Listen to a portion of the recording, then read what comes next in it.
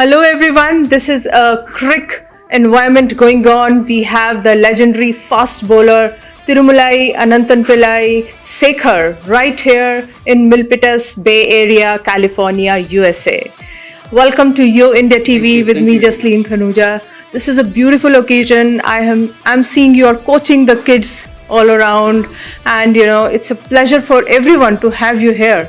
How's your experience in the Bay Area? No, it's a great pleasure to be working with young kids because which I have been doing it for the last 30 plus years. Mm-hmm. And Pradeep Rautra is a guy who invited me here, and he wanted to set up a high performance coaching camp. So he's looking at improving the standard of the young Indian and other communities, cricketers to go to the next level. I feel cricket activity in America is really expanding in a very big way. I think this year they are going to have this MLC tournament coming up, and they have some World Cup matches here. That will create a lot of buzz in America, and I've been hearing that I feel that the next destination for cricket in the world is going to be America.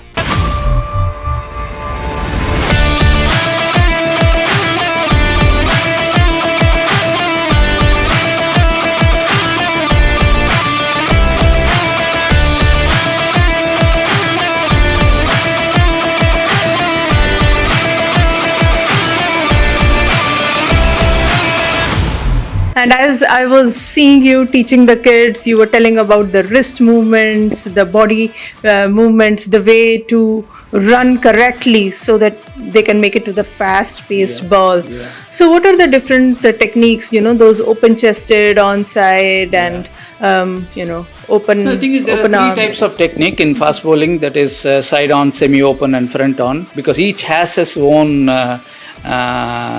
importance, and then all three techniques are good. And only thing is people don't understand whether they are which technique they belong to. So I teach them which technique they belong to. Accordingly, their run up, their action, their body movement, their hand movements, everything has to be synchronized, because it's bowling is nothing but a coordination between your hands and legs. So for which you need to have a very good run-up, because 70% of your effort is in your run-up. So I emphasize a lot on having a good running technique and good load-up, so that gets them into a much better balanced position at the time of their back foot landing. So this is what, at this age, if they can get it corrected, that's going to stay with them as long as they play cricket. There are 5 parts to it. One is the run-up. The second thing is the load up, the third thing is the back foot landing, the fourth thing is front foot landing, and the follow through. All these 5 things constitute 100% of efficiency and effort. Out of that 100%, it is 65 to 70% goes into a run up. You watch any class fast bowler, West Indian, New Zealander, England, Australian, their run up will be very smooth. You take a Botham, you take a Willis, you take a Richard Hadley, Imran Khan, Andy Roberts, Malcolm Marshall. Unless and otherwise you have a very good approach to the wicket with a good run-up, you will not be in a good position to deliver the ball. Only while walking your hands are down. When you start running or jogging, your hands are always at the waist level. That is the easiest and the most relaxed position for your shoulder, so that the hands have to move, then only it will give balance. You cannot be running without moving your hands. So it doesn't give balance. It is your hands which makes you to run faster. It is your hands which makes you to get the balance in your running. What's the right age? I feel 13 is the right age, because I'm a bit skeptical about boys at the age of 10, 9 and all those things getting into a structured cricket. Mm-hmm. They should play a lot of backyard cricket, and then they should know to play the strokes all round. They should be able to bowl with a tennis ball. They should not be playing with a cricket hard ball, because at the age of 9, 10, 11, if they get hit, and the fear of getting hit never goes from their mind. So they'll always be that the fear will be there. That will not allow them to play freely. I feel 13 is the right age for them. 12, 13 is the right age for them to get into structured cricket. And I am very skeptical about being at that age. They should be we taught a lot of technique so that their foundation is good, because without a good foundation, nobody can become a good cricketer or a good sportsman. Clear Sekhar rocks! When this hand is going up, this hand has to come like that. But for you here, so the hand coordination is not correct. You have to get it here. When this hand is coming down, only this hand has to go up.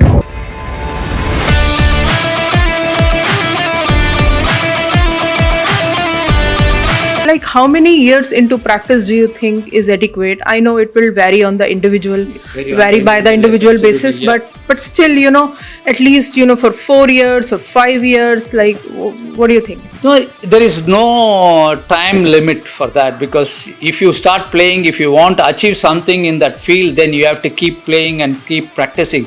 See, Virat Kohli is 33, 34 years old, still is practicing. Just because he has been playing for the last 15, 20 years, that doesn't mean he never stopped practicing. The practice is something which will make you perfect. Or I would say, perfect practice makes you perfect. If you go and watch Virat Kohli, he will do everything perfectly in the nets. He knows what exactly he is doing. So then only he will be able to repeat that in the match. So it is like that. That is what I am trying to imbibe on all these guys, because if you practice, it is not going to make you perfect. If you perfect practice makes you perfect. This is what I learned from Dennis Lee, my mentor. I worked with him for 20 years at the Pace Foundation in Chennai, where we developed a lot of. India became a fast bowling hub. It is because of two things. One is Kapil Dev, the greatest fast bowler India has ever produced. The second thing, he inspired so many Indians that India can also have fast bowlers. Because whenever India went outside India, they prepared green tops and fast wickets, which the Indian bowlers batsmen couldn't manage. But when Kapil Dev arrived on the scene, he gave the same medicine back to those foreign countries, England, Australia and South Africa. But when some of the Pace Foundation boys came up in the scene, then the bunch of fast bowlers coming and bowling at 140, one is Javagal Srinath, Zahir Khan, Irfan Pathan, so many guys had come. So that made India into any other foreign country who has a lot of fast bowlers. So that is where these two reasons India is now producing, because you always should have a role model. So India has got so many role models now. Kapil was the first one, and after that Javagal Srinath, Zahir Khan, Irfan Pathan, so many bowlers have come, Srishant and all these guys. So fast bowling is an exciting thing for any cricketer. So it's one of the toughest discipline in cricket. You have to put in a lot of hard work if you want to be successful and play for the country or play a good level of cricket. So it takes a lot of load on your body. Bowled him! What a ripper! That was the one they needed. He went over the wicket and he's got him. Pathan's got the big wicket that could well win the match for. Only laws about. Bowled him! The angle working to the right-hander. Just what we were talking about a little while ago. And he's got the angle. Australia lose number 2. Now, Shanette the bowler. And bowled him! First ball, you little beauty! He's on a hat-trick, and I tell you, the Indians have come alive here at the Wacker. So when you were talking about practice, I have a simple question, from experience, we have seen all around, like, there is no perfect practice. You talked about perfect practice, but sometimes when you do over practice and you don't know that you are over practicing and you get burnt out. And then especially coming to the sport, everyone has to do batting and fielding, although there are only 5 bowlers. So not everyone does bowling, but everyone has to do the rest of the activities as well.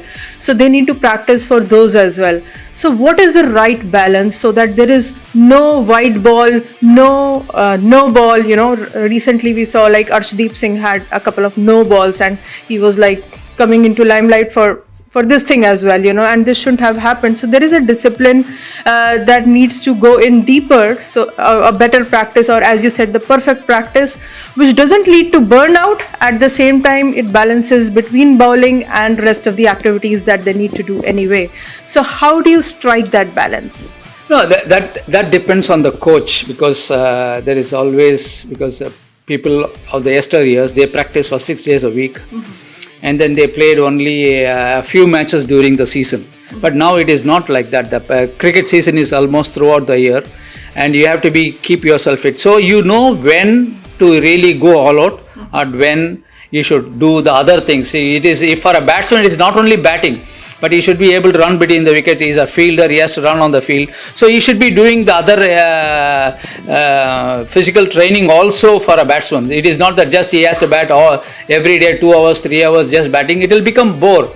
But if he is doing some gym, doing some swimming, relaxation he should do, he should be able to recovery he has to do after the match.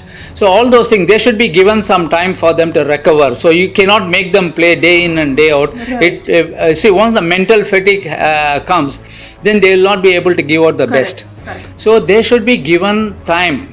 So each one, that is why the rotation policy has to come. Virat Kohli doesn't feel like playing a particular Bangladesh or India series, one-day series. I think you should allow him to take a break. So when he comes back, he will be fully charged and recoup, and then he will come back very well. So the fast bowlers, you cannot have just 5, as you said, you cannot have 5 bowlers. You should have 10 or 12 bowlers, so you can rotate them. So like Bumrah is a person who puts in so much of energy. He cannot be playing all the test series. So he, against Bangladesh and Sri Lanka and all these countries, he should not be picked. He should be concentrating playing on Australia, England, South Africa, New Zealand, like that. Where there is a very important match, he should be playing. One-day cricket and T20 cricket, it is okay, because you have T20, you are going to bowl only 4 overs. One-day cricket, he will bowl 8 or 10 overs. So that is fine. But because if a player plays all 3 formats of the game, particularly for a bowler, fast bowler, it is too much of taxing on the bowler. Yeah. So they should know, and the coaches should understand this, and the BCCI has already started this, monitoring each and every player, so that they give enough break. The players are told that this series you are not playing, so you are not dropped, but you are rested. Right. So that they feel comfortable. Otherwise, no, I want to play, I don't want to lose. Yeah. So now the players are also earning well, so they don't feel like they are losing money out of not playing. Yeah. So it is fine, because now BCCI has become very professional, and they will make sure that players are given enough rest and then enough break in between the series, so they keep the players, so that their longevity in the game will be more.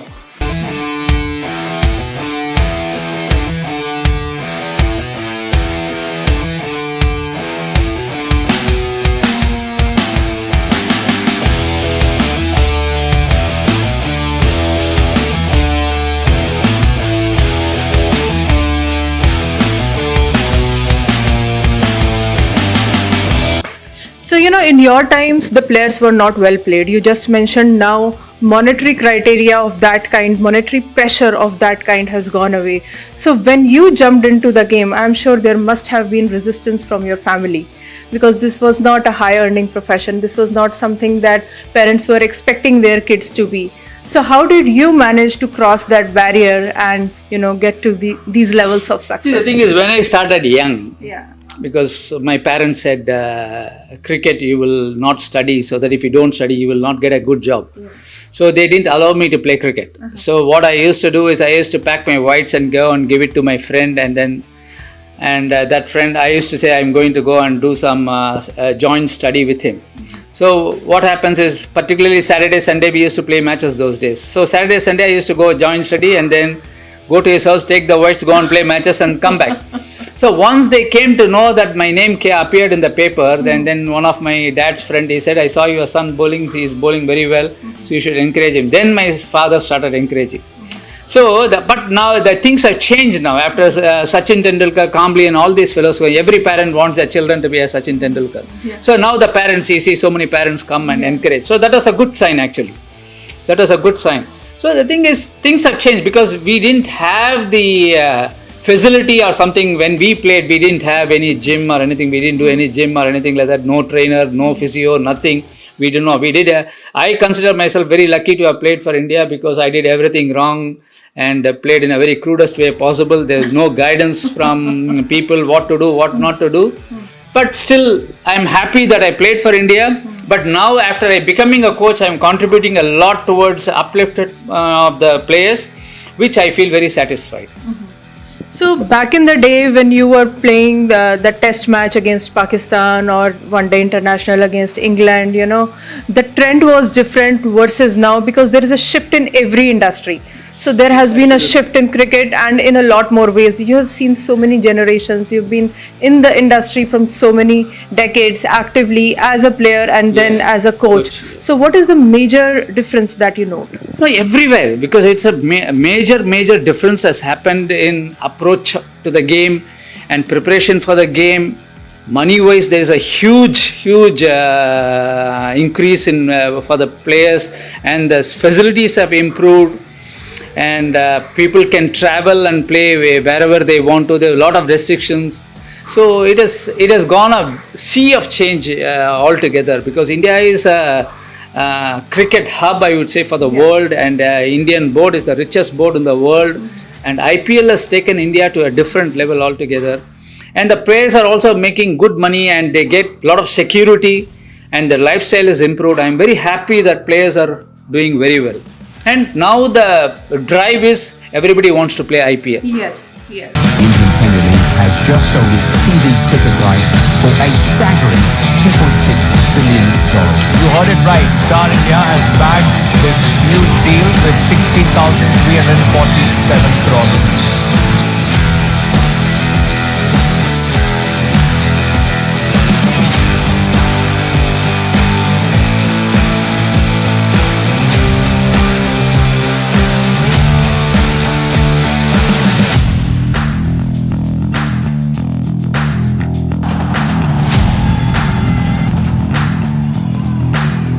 One thing I wanted to ask you about is the the intimidation factor. Earlier people used to put those white powders, and they also used to use some slurs or some special speech that will make the other person psychologically down, especially. Yes. So, that has also changed, and with technology mixing into each one of these factors, it's a combination of factors into winning these days. So how much is the role of intimidation, and what should be the right way, ethically, morally? Intimidation is still there. I'm not saying that it is gone fully. It is still there. They do it in a very subtly, because now that the stump mic and everything is come, so it is the record, the every voice near the wicket and all those things. But we have the match referee and others, the board and the ICC pulls up the player and condemn that. So, but the thing is, it is only part and parcel of the game. So that it's all started by England and Australians, and all the West Indians never sludged anyone, but because they intimidated the players with bowling fast, and then so that is how their scaring of players came. But I think you cannot regulate everything. We should have these things, then only there is a fun on the field. So you cannot regulate each and everything. It cannot be like a military so that discipline. So there are some characters in the team, okay? So these characters, if they are not there, the fun is not there in the game. Yeah. So I think it is reduced quite a bit, but still it is there. I won't say the sledging is not there at all. It is there, definitely. But they do it in a very subtle way. Oh, straight ball! Players quite rightly making sure he's okay.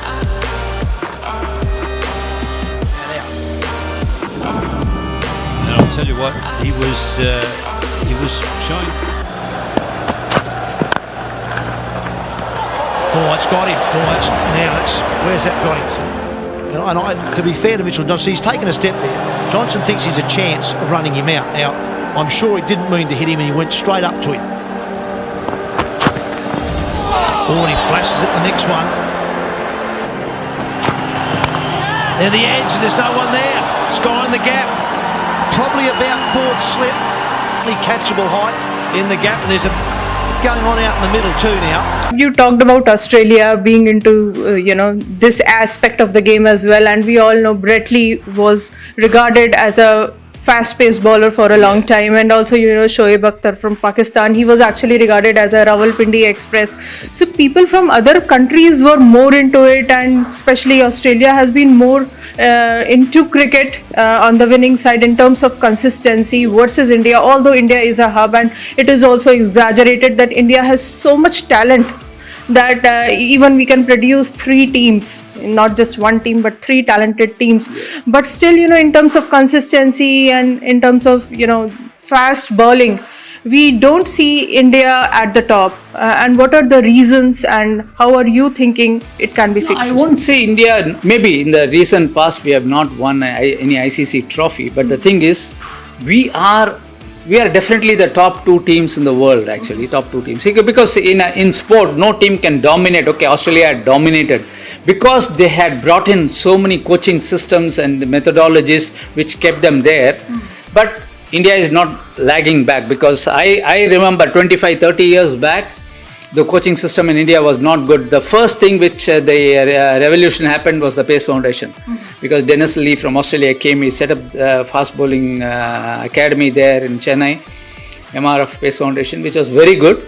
But the thing is, from there we have gone. The BCCA started an academy, and then they started getting a lot of. Rodney Marsh came and set up the systems and all those things.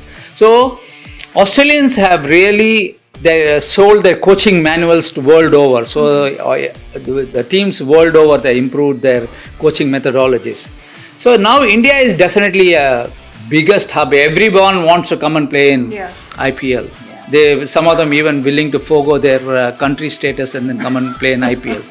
So the thing is, now we are going to start women cricket in India is quite big. This year they're going to have a women IPL in India. So teams already, the IPL teams are willing to buy a women's team. So when you coach, actually you find any difference when you teach to different genders? No, the thing is, what happens is, some of the women cricketers I've seen, they're playing as good as men, actually, because women's cricket I've been watching for the last 30-35 years. But in the last 5-10 years, 5 years particularly, the women's cricket has gone to a different level. Some of them are playing as good as men. So of course, the thing is, men are much stronger. I should not be mistaken. Women, and there are body positions which will vary, in terms of fast bowling, batting. That is where, but the thing is, definitely women cricket is, you cannot ignore women cricket. They are definitely, because I watch a lot of women cricket, and they have gone. India has come to the finals of the World Cup twice. Definitely, India is reckoned as one of the important country in cricket, actually. True. So you've been coaching from several decades now, and you have had a vast experience, especially with the MRF Pace in Chennai, and then Mumbai Indians, and you're also doing a lot here in Dublin and the surrounding areas of the Bay Area. So what are the major differences you have found in the pattern of the kids you are teaching?